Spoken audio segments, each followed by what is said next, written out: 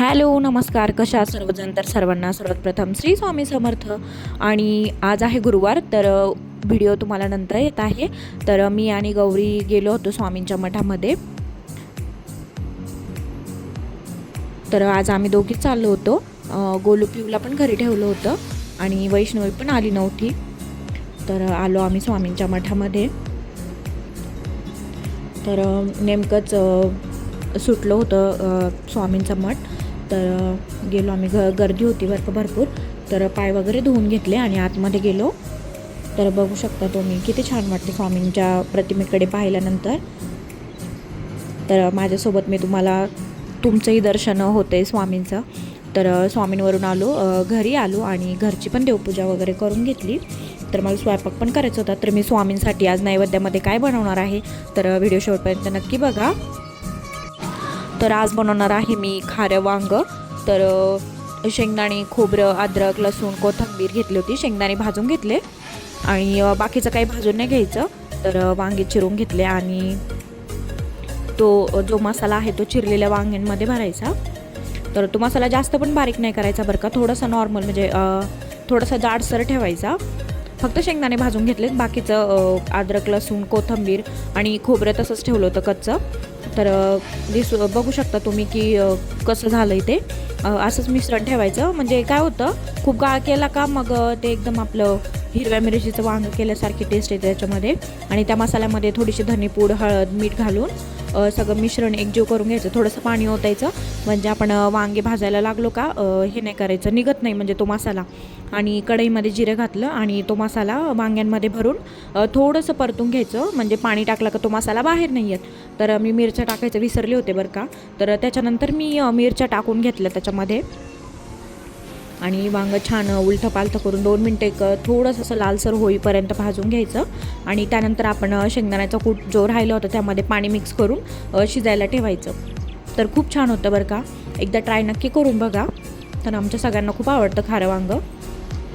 आणि खारं वांग्यानंतर मी खीर पण करणार होते, थोडंसं गोड काहीतरी. तर आज मी शेवयाची खीर बनवणार आहे. तर ह्या बाजारात मी आयत्या शेवया आणल्या होत्या. तर थोडंसं तूप घातलं पातेल्यामध्ये आणि त्या शेवया भाजून घ्यायच्या. थोड्याशा भाजायच्या एकदम नॉर्मली. त्याच पातेल्यामध्ये मी काजू बदामचे काप टाकून भाजून घेतले. ऑप्शनल आहे, तुम्हाला टाकायचं असेल तर टाकू शकता. आणि म्हशीचं दूध घ्यायचं बरं का खीर करताना, खूप छान टेस्ट येते खीरीला आणि आपली खीर अशी घट्ट पण होते. तर दूध मी तापवून घेतलं आणि त्यामध्ये आपल्याला चवीनुसार साखर घातली, थोडीशी वेलची पूड आणि काजू बदामचे काप घातले त्याच्यामध्ये. आणि दुधाला उकळ आली की शेव टाकून आपली शेवया टाकून घ्यायच्या त्याच्यामध्ये आणि छानपैकी उकळून घ्यायचं. तर बघू शकता किती छान आणि अशी घट्टसर खीर होते. आणि चला आता पटपट चपात्या पण करून घेते मी. तर हा तवा तुम्ही बघू शकता. तर मी हे पुढे सांगेलच मी हे कधी घेतलं, काय घेतलं. तर नवीन तवा ॲड केला आहे बरं का मी. तर खूप छान चपात्या येतात. मला भरपूर दिवसापासून घ्यायचा होता, फायनली तो मी घेतला.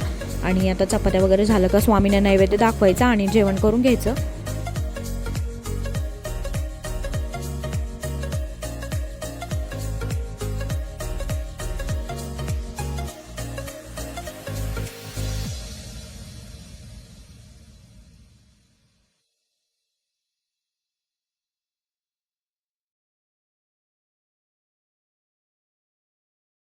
तर चपाती खाली अजिबात चिटकत नाही बरं का. तर एकदम छान अशा चौकडून भाजल्या जातात. पुरणपोळीचं पीठ मळल्यासारखं पीठ जर मळलं ना आपण एकदम मऊसूत, तर खूप सुंदर अशा चपात्या होतात आणि टम्म फुगतात.